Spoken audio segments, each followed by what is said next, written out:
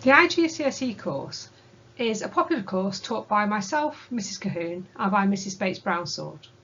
There are 5 lessons a fortnight, and at least 2 of these are practical. Assessment of the course is therefore 50% theory and 50% practical. It's a truly international IGCSE which still uses grades A star to G rather than levels. The aims of the course are to build upon knowledge of nutrition and healthy eating from lower school and to develop practical skills. The topics that are studied then in the theory involve nutrition and the dietary goals and how we can have a healthy diet, food science, which is applied to practical work, food safety and preservation, and then very useful items such as choosing kitchen appliances and kitchen planning and simple first aid, the sorts of things that are quite good to have simply as life skills. When it comes then to doing practical work along with theory work, we try to apply the information. So in this case, pupils have made scones.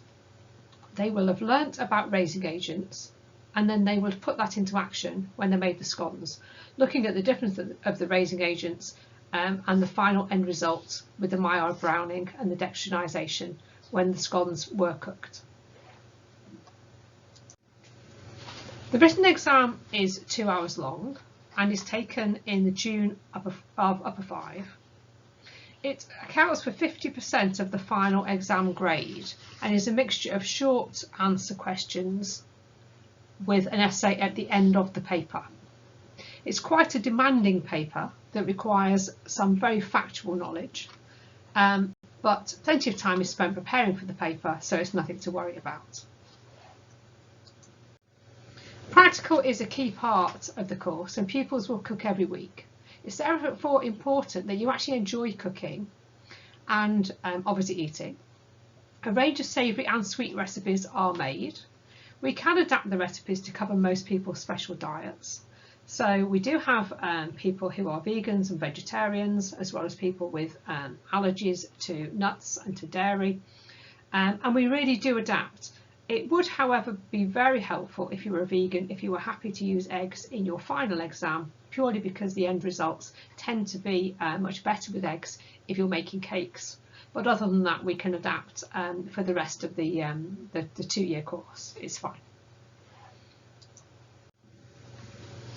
You can expect to make a range of skills, skillful products I should say. So in this case we've made bread, so we've made bread rolls, we will make Chelsea buns, we'll make flatbreads, we'll make naan bread, and all of those are skills then that you will use in your practical exam at a later date. We'll also have a look again at making short crust pastry. This time we'll move on to make flaky pastry for sausage rolls and choux pastry for profiteroles. There will of course be cake making and biscuits and batters and of course sauces and roux sauces and that sort of thing. And the idea is that you're developing practical skills so that you can then put together proper meals. So these are examples of things that people have made in lower 5. We have a butternut squash soup that somebody's made, a shepherd's pie with a very lovely garnish, and then a cold fruit dessert. We need to make a range of starters as well as mains and desserts. So here we have a couple of salads. We have a smoked salmon mousse with Melba toast, and we have a spinach and sun-dried tomato and boursin roulade, which is a fantastic starter. Moving on to main courses then, we have the traditional range of curries and chilies and those sorts of dishes. We also have quite a range of chicken dishes that are made and recipes with fish. And in all cases, you need to make some accompaniments to go with it. So you'd be expected to make the rice, the potatoes, the pasta, and vegetable accompaniments too. On to desserts then. So we have our whisk fruit flan. We have a steamed lemon mousse. We have a very lovely berry meringue roulade, and of course we have our profiteroles. We also of course do the traditional English type desserts that are served with crème anglaise. On to festivals then. We of course have Christmas, where everybody would like and loves to make a Yule log. We make our gingerbread men. Sometimes we make decorated cakes with a theme, this one here being one for Easter. But the idea is that, as I say, that you enjoy the food that you make.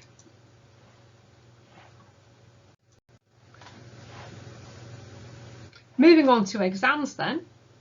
We have a 2.5-hour exam in Upper 5 in March.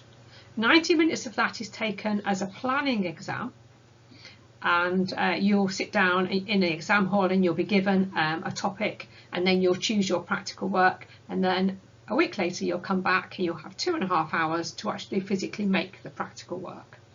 So this example here would have been not a meal, it would have been 5 either ingredients or 5 cooking methods or 5 things for a party, as well as the meal type brief. So this probably would have been 5 cooking methods. So the person would have done some shallow frying, they would have done some steaming, they would have done some microwaving, they would have done boiling, and they would have done baking. And at the end of it, you produce a nice table full of food. This, however, would have been a 2-course meal. So we have the courgette and feta pancakes as a starter, we have a chili con carne with rice, and we have steamed broccoli and glazed carrots. That would have been the 2-course meal. And the person also made a batch of scones with jam and cream and a very delicious creamed decorated cake. Onto this one then, this was 5 items for a party, with a decorated cake being one of those items.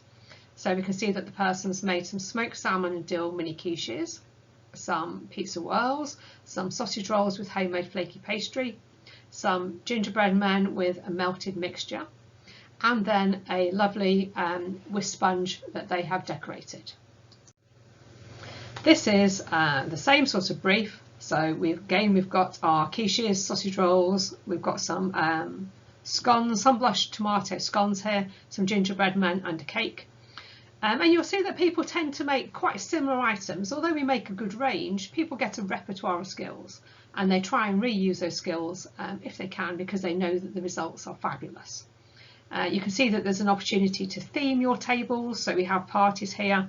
If it's a more formal meal, then obviously you have your, your cutlery and your glasses and your napkins and things accordingly.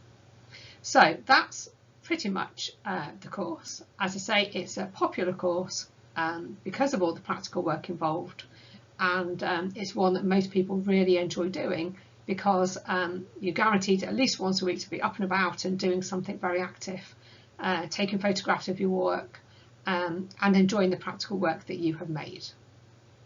So we'll now go on to any questions.